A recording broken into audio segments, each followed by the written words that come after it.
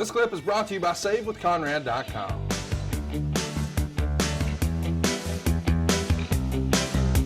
Ladies and gentlemen, it's Tony Silva. Let's go to him here. Okay. Rock and Roll Express Super Summer Sizzler Tour 86 and the contest involved. Right now we're going to talk about contest number 1, our Rock and Roll Express Lookalike Contest. There's the address. Address it to Rock and Roll Express Lookalike Contest, P.O. Box 11390, Charlotte 28220. Now this contest is open to boys and girls ages 5 to 13 years of age. Pictures must include both entrants and be no larger than 4 inches by 5 inches. You must have a picture of two together dressed up like the Rock and Roll Express. Not one person in the picture, but two together and no larger than 4 by 5 inches. A person cannot be a member of more than one entry. If you dress up with one friend, that's your entry. You cannot turn around and dress up as a Rock and Roll Express member with another entry. Once again, our entries must be postmarked no later than July 15th of 1986 for our Rock and Roll Express Lookalike Contest. Now, if you would like a copy of the official rules of our Rock and Roll Express Lookalike Contest, send your self-addressed stamped envelope to that address. Make sure you have a self-addressed stamped envelope in your envelope so we can send you the rules back to you. Now, the winners of our Rock and Roll Express Lookalike Contest will get an all-expenses-paid trip to Atlanta, Georgia, to spend a day with the Rock and Roll Express at Six Flags Over Georgia theme park. That is contest number 1. And coming up a little bit later on, information on contest number 2. Let's go to the ring. Ring the bell. Old Pee Wee calling for the bell is Ronnie Garvin, going to take on Paul Garner, your great close personal friend of many years.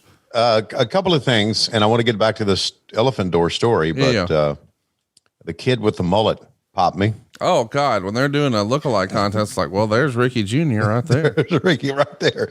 And number 2, my hair was perfect. Your hair looked better than that old JCPenney suit you're wearing. You've worn some interesting clothing that we've seen you wear over the years, especially in WCW, but this might take the cake as far as your worst suit. Well, what's wrong with a coat from the Stafford collection? I love you for that deep cut.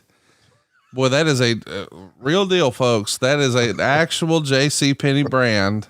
Yes, it is. I know it because they used to sell big and tall back when I was cutting my teeth as a salesperson. And I'm like, Stafford?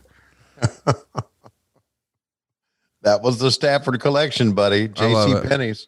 You had some Florsheims on too. I just know it. Oh my gosh. A Miss Rock and Roll Express. You can 14 to 17. What? Girls ages 14 to 17 years of age. Your entry must include a picture no larger than 4 inches by 5 inches of yourself and includes your name, your address, zip code, telephone number, and your birth date in this entry, please. Also, we ask for the Miss Rock and Roll Express contest that you postmark it no later than July 15th of 1986. Now, what we'll do, the Rock and Roll Express Super Summer Sizzler Tour lasts for 7 days during the month of August. 6 girls will be selected. 1 as our Miss Rock and Roll Express, 5 as her court, and all 6 will go on the tour on the bus with the Rock and Roll Express during that 7-day tour. However, Miss Rock and Roll Express will escort the Rock and Roll Express to the ring, act as their spokeswoman during the tour, and also get to have dinner with Ricky Morton and Robert Gibson.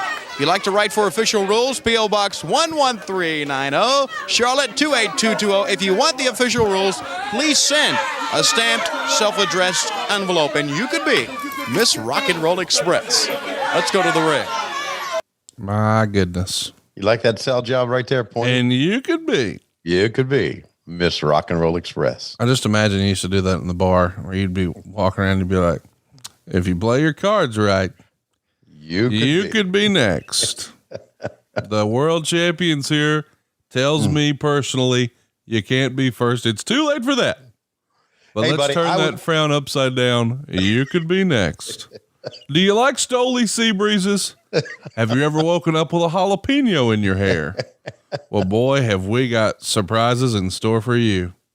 May I introduce you to my great close personal friend, Richard Morgan Fleer. You know him better as the NWA World's Heavyweight Champion, the Nature Boy himself, Ric Flair.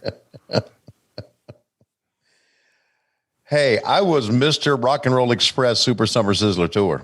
Say it 4 times fast. Rock and Roll Express Super Summer Sizzler Tour, Rock and Roll Express Super Summer Sizzler Tour, Rock and Roll Express Super Summer Sizzler Tour, Rock and Roll Express Super Summer Sizzler Tour. Did you have to practice that before you got on air the first time? No, because that was my life during this time, man. I went through all the entries. If you asked for the rules, I would mail you the rules back. I did all that stuff. I mean, that was me. I was the driving force behind that. With the help of, I guess, I'm thinking Jimmy Crockett and David, I selected the girls. And not only that, at the end of the tour, Asheville, North Carolina was our last day. It was a Sunday. And we got to choose Miss Rock and Roll Express. And I asked Ricky and Robert, how do we choose Miss Rock and Roll Express? And the twist. Don't go to me, okay? Because I know where your mind is going, okay? Because I know your mind resides in the freaking gutter. What does that mean? What do you think it means? It means your mind's in the gutter, son. Your parents ever tell you that? No. Okay. Then they didn't know you like we do. So anyway, I remember vividly, I told Ricky and Robert, I said, okay, we got to decide. And they said, you decide. I said, no, this is your contest. They said, well, you've done all the work. You decide. I said, how do we do this? So I came up with this gimmick letter that they wrote. And the gimmick letter was, all 6 girls have been wonderful. It's hard to really choose one. In our mind, all 6 girls are Miss Rock and Roll Express. So we did it.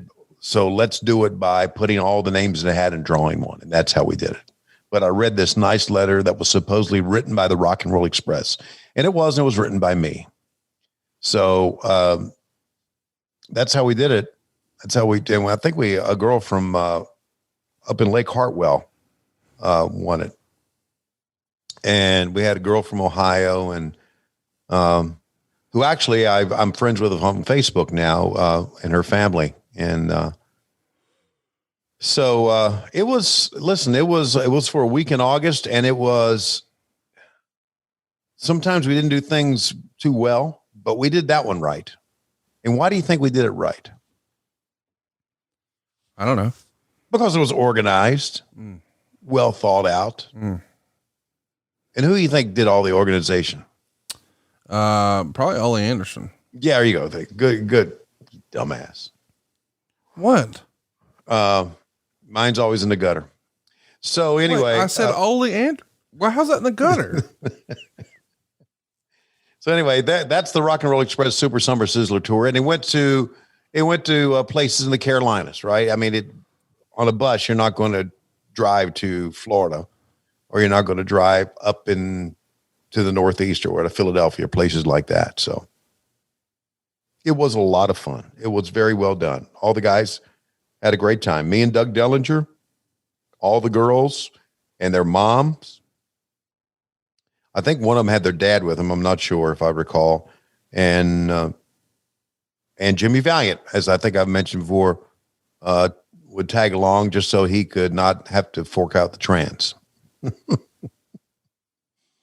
So that's the way it was. Went to Florence, South Carolina, outdoor at the stadium, and sold that place out completely. And I mean, it was like American Legion Stadium in Florence, South Carolina. I never will forget Henry Marcus, who was the promoter, who always bitched about not having good houses because he said they would have Ric Flair and Dusty Rhodes in like Philadelphia, and they would bring me as the main event, Jimmy Valiant and the Raging Bull against Baron Von Raschke and Watley. And that's my main event. And you couldn't draw money with that shit.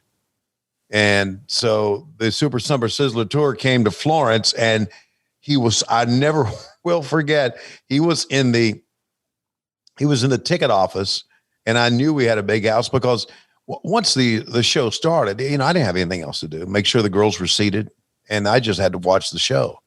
So I went to the ticket office, and I opened up the door, and Henry Marcus was in there with money everywhere, counting so much money. And he was like, counting. Opened the door. So Henry looked up. I said, pretty good house for you for a change, wouldn't you say?